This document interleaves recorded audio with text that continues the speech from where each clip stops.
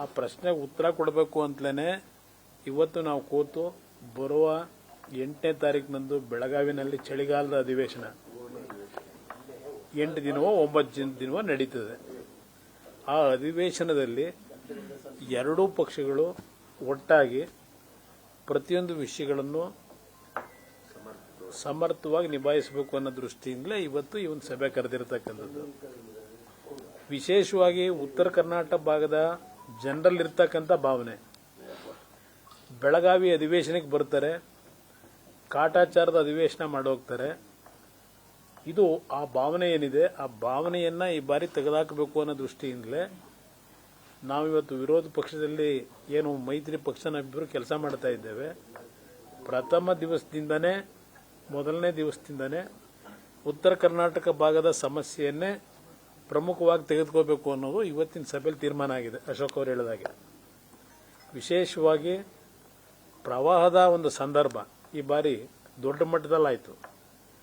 ಆ ಪ್ರವಾಹ ಆಗಿರ್ತಕ್ಕಂಥದ್ದೇ ಯಾದಗಿರಿ, ಕಲಬುರಗಿ, ಬೀದರು, ಬಾಗಲಕೋಟೆ, ಬಿಜಾಪುರ,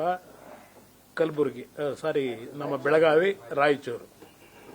ಇದು ಈ ಒಂದು ವಿಷಯದಲ್ಲಿ ಸರ್ಕಾರ ಯಾವ ರೀತಿ ನಡ್ಕೊಂಡಿದೆ ನಿಮಗೂ ಗೊತ್ತು. ಕೇಂದ್ರ ಸರ್ಕಾರದ ಮುಂದೆನೋ ಅರ್ಜಿ ಕೊಟ್ಟರೋ ಇಲ್ಲೋ ಗೊತ್ತಿಲ್ಲ. ಈಗೇನೋ ಮೊನ್ನೆ ಹೋಗಿ ಬಂದ್ರು. 3-4 ತಿಂಗಳಾದ ಮೇಲೆ ಇವರು ನಿದ್ದೆಯಿಂದ ಎದ್ದೇಳ್ತಾರೆ. ಈಗ ಸೆಂಟ್ರಲ್ನ ಒಂದು ಕಮಿಟಿ ಕಳಿಸಿ ಟೀಮ್ನ ಅಂತಾರೆ ಸ್ಥಳ ಪರಿಶೀಲನೆಗೆ. ಡ್ಯಾಮೇಜ್ ಆಗಿರೋದು 4 ತಿಂಗಳ ಮುಂಚೆ. ಎಷ್ಟೋ ಜನ ಬೆಳೆ ಹಾಳಾದ್ರು ಈಗ 2ನೇ ಬೆಳೆಗೆ ಅಂತೇಳಿ ಈಗಾಗಲೇ ಉತ್ತಿರ್ತಕ್ಕಂಥದ್ದು. ಈಗ ಬಂದು ಏನು ಮಾಡ್ತಾರೆ ವೀಕ್ಷಣೆ ಮಾಡೋರು? ಇದು ಈ ಸರ್ಕಾರ ಯಾವ ರೀತಿ ನಡ್ಕೊಂಡಿದೆ. ಪ್ರಮುಖವಾಗಿ ಉತ್ತರ ಕರ್ನಾಟಕದ ಈ ಒಂದು ಸಮಸ್ಯೆ ಏನಿದೆ, ಒಂದು ನಂತರ ಹೈದರಾಬಾದ್ ಕರ್ನಾಟಕ ವಿಶೇಷವಾಗಿ ಅದೇನೋ ಹೇಳ್ತಾರೋ ಆರ್ಟಿಕಲ್ 371 ತಂದ್ಬಿಟ್ಟು ನಾವು ಜೆ ಅಂತ ಹೇಳಿ ಎಷ್ಟರ ಮಟ್ಟಿಗೆ ಆ ಕಲ್ಯಾಣ ನಗರದ ಭಾಗದಲ್ಲಿ ಕೆಲಸಗಳಾಗಿದೆ. ಏಕೆಂದರೆ ಮುಖ್ಯಮಂತ್ರಿಗಳು ಹಲವಾರು ಬಾರಿ ಹೇಳಿದ್ದಾರೆ 15,000 ಕೋಟಿ ಕೊಟ್ಟಿದ್ದೀನಿ ನಾನು ಈ 2 ವರ್ಷದಲ್ಲಿ ಬಂದ ಮೇಲೆ ಅಂತ ಹೇಳ್ತಾರೆ. ಅದರ ಡೀಟೈಲು ಇವತ್ತು ಏನಾಗಿದೆ, ಎಷ್ಟು ಸುಳ್ಳು ಹೇಳ್ತಾ ಇದ್ದಾರೆ, ಆ ಎಲ್ಲ ಮಾಹಿತಿಗಳನ್ನು ಇವತ್ತು ವಿಶೇಷವಾಗಿ ಆ ಭಾಗದ ಸಮಸ್ಯೆನ ಮೊದಲನೇ ದಿನದಿಂದಲೇ ತೆಗೆದುಕೊಳ್ಳತಕ್ಕಂಥದ್ದು. ಸದನದ ಕಲಾಪ ವ್ಯರ್ಥ ಮಾಡೋದು ಬೇಡ ಅನ್ನೋದು ಇವತ್ತು ನಾವೆಲ್ಲ ತೆಗೆದುಕೊಂಡಂತ ನಿರ್ಧಾರ.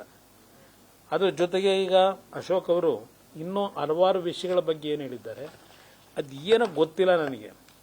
ಸಿದ್ದರಾಮಯ್ಯನವರು ಮುಖ್ಯಮಂತ್ರಿ ಆದಂಥ ಸಂದರ್ಭದಲ್ಲಿ ಪೊಲೀಸ್ ಇಲಾಖೆ ದರೋಡೆ ಮಾಡೋದು ಒಂದು ರೀತಿ ಹವ್ಯಾಸ ಯಾವ ರೀತಿ ನಡೆದಿದೆ ಅಂದರೆ 2016 ಸಿದ್ದರಾಮಯ್ಯನವರು 13ರಲ್ಲಿ ಮುಖ್ಯಮಂತ್ರಿ ಆದರು. ಆಗಲೂ ನೆನಪಿಸ್ಕೊಡ್ತೀನಿ, ನೀವೆಲ್ಲ ಮರೆತರೋ ಏನೋ ಗೊತ್ತಿಲ್ಲ. ಮೈಸೂರಿನಲ್ಲಿ ಬಿಳಿಕೆರೆ ಹತ್ರ ಒಂದು ಬಸ್ಸನ್ನು ದಾಳಿ ಮಾಡಿ ಬಸ್ಸಲ್ಲಿದ್ದಂಥ ವ್ಯಕ್ತಿ ಹತ್ರ 3 ಕೋಟಿ ದರೋಡೆ ಮಾಡಿದಂಥ ಪ್ರಕರಣ ನಾನು ಬಹುಶಃ ವಿಧಾನಸಭೆಯಲ್ಲಿ ಆ ಸಂದರ್ಭದಲ್ಲೂ ನಾವು ಚರ್ಚೆ ಮಾಡಿದ್ದೀವಿ. ಈಗ ಮತ್ತೆ 2ನೇ ಬಾರಿ ಮುಖ್ಯಮಂತ್ರಿ ಆಗಿ ಪೊಲೀಸ್ ಇಲಾಖೆಯಿಂದ ಪ್ರತಿನಿತ್ಯ ಪೊಲೀಸ್ ಇಲಾಖೆಯಲ್ಲಿ ಇರ್ತಕ್ಕಂಥವರೇ ದರೋಡೆ ಮಾಡ್ತಕ್ಕಂಥದ್ದು ಚಿತಾವಣೆ ಏನಿದೆ. ಬಹುಶಃ ಮೊನ್ನೆ 7 ಕೋಟಿ ಹೇಳಿದ್ರಲ್ಲ ಅಶೋಕ್ ಅವರು, ಅದ್ಯಾವುದೋ ಕಾರ್ನಲ್ಲಿ ಯಾವುದು GPS ಅಳವಡಿಸಿದ್ರು. ಆ GPS ಅಳವಡಿಸಿದ್ರಿಂದ ನಿಮ್ಗೆ 7 ಕೋಟಿ ದುಡ್ಡು ವಾಪಸ್ ಪಡೀಲಿಕ್ಕಾಯ್ತು. ಎಲ್ಲಿದ್ದಾರೆ ಅಂತ ಟ್ರೇಸ್ ಔಟ್ ಮಾಡಿದ್ರು. ಬಹುಶಃ GPS ಇಲ್ಲದೆ ಹೋಗಿದ್ರೆ ಅದು ಎಲ್ಲಿಗೆ ಹೋಗ್ತಿತ್ತೋ ಗೊತ್ತಿಲ್ಲ. ಅದು ಸರ್ಕಾರದಿಂದ ಏನು ಅದಕ್ಕೆ ಶಾಬಾಷ್ಗಿರಿ ಅಂತಾರೆ ಒಂದು ಕಡೆ. ಇನ್ನೊಂದು ಕಡೆ ಬಹುಶಃ ಪರಪ್ನಗರ ಅಲ್ಲಿ ನಡೀತಿರ್ತಕ್ಕಂಥ ಘಟನೆಗಳು ಫಸ್ಟು ಒಂದ್ಸಲ ನೀವು ಟಿವಿಲಿ ತೋರಿಸಿದ್ರಿ. ಆಗ ತೋರಿಸಿದಾಗ ಓನ್ಲಿ ಅದ್ಯಾರೋ ಒಬ್ಬ ಟೆರರಿಸ್ಟ್ಗೆ ಮೊಬೈಲ್ ಫೋನ್ಗಳು ಕೊಟ್ಟವ್ರೆ, ಅವ್ನು ಕೇಳಿದ್ದೆಲ್ಲ ತಂದು ಕೊಡ್ತಾರೆ, ಇದೆಲ್ಲ ನೀವೇ ಬಿತ್ತರಿಸಿದಿರಿ. ಆಮೇಲೆ ಆ ಗಾಂಜಾ ಪಾಂಜಾ ಎಲ್ಲ ಸೇವನೆ ಮಾಡಿ ಅವರ ನೃತ್ಯ ಮಾಡತಕ್ಕಂಥದ್ದೆಲ್ಲ ತೋರಿಸಿದಿರಿ. ಈಗ 2ನೇ ಬಾರಿ ಇನ್ನೊಬ್ಬ ಮಂತ್ರಿ ಹೋದ್ರು ಜೈಲಿಗೆ. ಮೊದಲನೇ ಬಾರಿ ಗೃಹ ಸಚಿವರು ಹೋದ್ರು. ಗೃಹ ಸಚಿವರು ಹೋಗಿ ಬಂದ ಮೇಲೆ ಈಗ ಮೊನ್ನೆ ಇನ್ನೊಬ್ಬ ಮಂತ್ರಿ ಹೋದ್ರಲ್ಲಿ.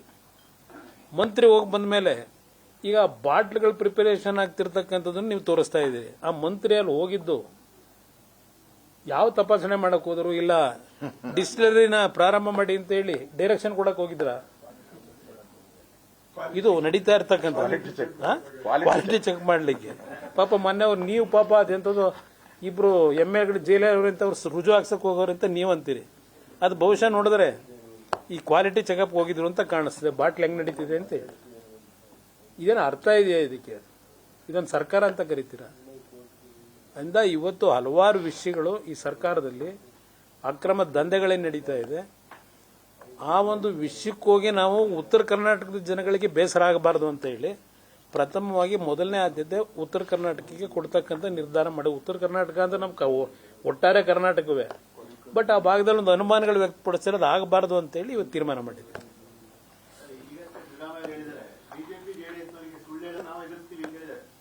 ಅವ್ರೊಬ್ಬರೇ ಸತ್ಯ ಹರಿಶ್ಚಂದ್ರ ಈ ರಾಜ್ಯದಲ್ಲಿ, ಅವ್ರು ಬಿಟ್ರೆ ಸತ್ಯ ಹರಿಶ್ಚಂದ್ರ ಇಲ್ಲ. ಸತ್ಯ ಹರಿಶ್ಚಂದ್ರ ಹೋಗ್ಬೇಕಾದ್ರೆ ಕಾಡಿಗೆ ಸಿದ್ದರಾಮಯ್ಯನ ಉಂಡಿ ಮೇಲೆ ಹೋಗಿದ್ದು.